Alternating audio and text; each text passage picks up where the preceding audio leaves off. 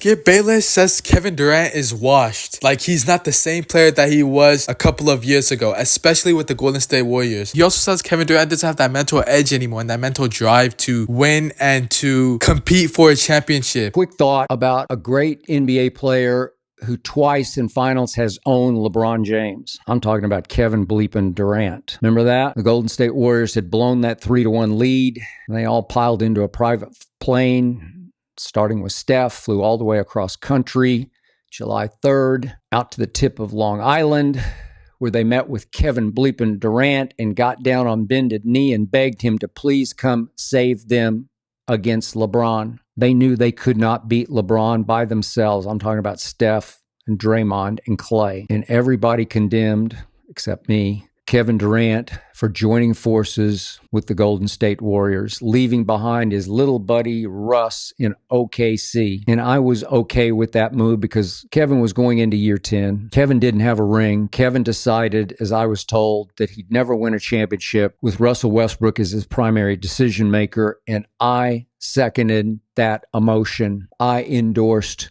Kevin going to Golden State, and he rose above all the pressure and all the naysaying in an NBA world that was waiting for him to fall on his face in those two finals against LeBron. And he took over 2 huge game 3s in LeBron's house. He won MVP of back-to-back finals, and I was impressed.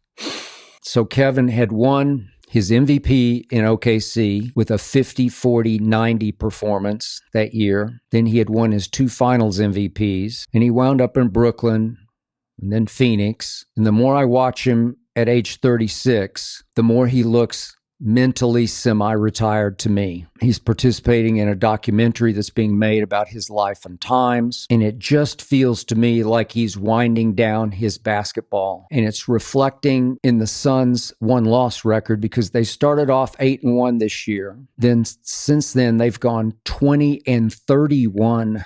Think about that, 20-31. They're 28-33 overall as we speak. That's 4 games out of the play-in, 4 games behind the Dallas Mavericks for that final play-in spot with Kevin Durant and Devin Booker and Bradley Beal. And they're 28-33, even though Kevin is putting up tremendous numbers, like Kevin Durant style numbers. He's averaging 27, 6, and 4, shooting 53% from the floor and 40% from 3. He's down a little bit at the free throw line, 82%, but still way better than LeBron. He's a great free throw shooter, Kevin Durant.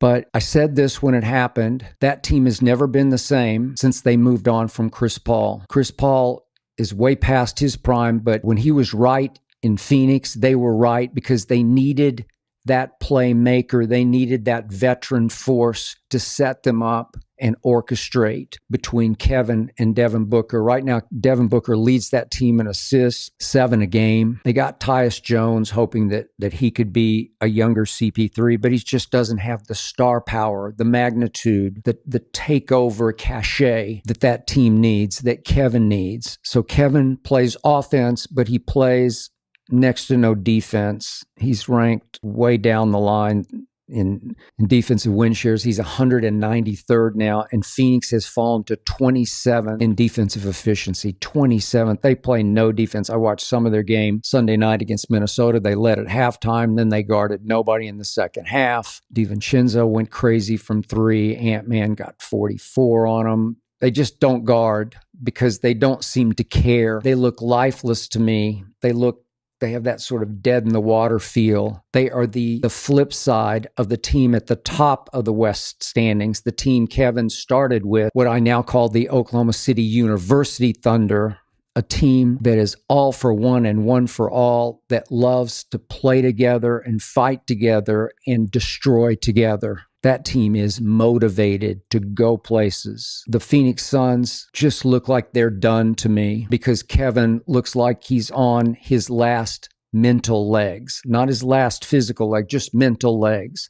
He's not really into it the way he used to be into it when he went to Golden State, driven to win those 2 championships against LeBron, to win those 2 NBA Finals MVPs against LeBron.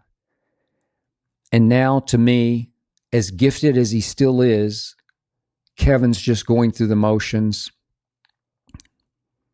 and the Suns have set in the West. I mean, I kind of agree with Skip Bayless. Not on the part that Kevin Durant is washed, but on the part that the Suns are like, they're just dysfunctional and they're not really like trying to compete. And it just looks like that whole team might need to blow it up, man. Like as of right now, Monday, March 17th, the Suns are the 11th seed out of the play-in. They're 31-37. They're 12 of 24 on away games and 19 of 13 on home games. But in terms of Kevin Durant's production, he has been on an absolute tear. Obviously, compared to his other seasons, it doesn't live up to the hype. But I mean, he's averaging 26.6 points, 6.2 rebounds, 4.3 assists, getting nearly 1 steal, over 1 block, shooting 52% from the field, shooting 41% from the 3-point line, and he's taking 6 threes per game, and is shooting over 80% from the free throw line. And they played the Lakers yesterday. He had a good game. He had 21 points and 9 rebounds and 2 assists. He could have shot better. He shot 35% from the field and went 6 for 17, and he also had 5 turnovers, which in terms of the team, he didn't do what he was supposed to do, but individual wise, he did pretty good. 21 points and 9 rebounds is solid for, you know, a 35. I think he's 36 years old. I forgot. I think he's 36. But I mean, the Suns are just like, they're very dysfunctional. And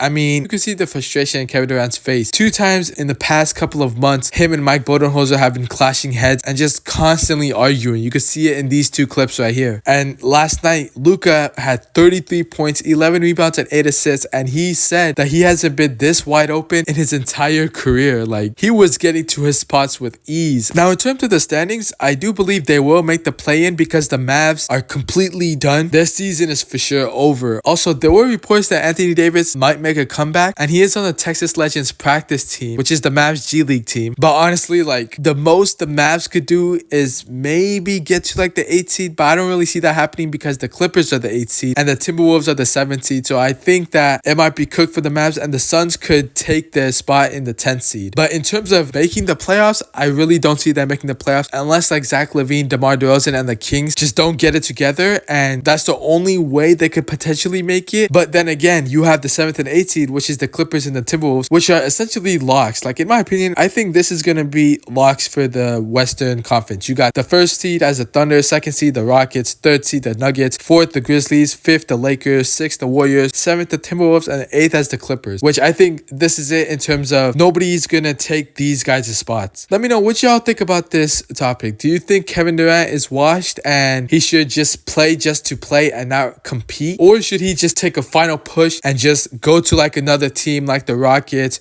or like the Grizzlies, or maybe, if it's possible, the Thunder, and just try to shake something up and try to get his 3rd ring? What do you guys think about this? As always, like the video, subscribe if you're new, and I'll see y'all next time. Peace.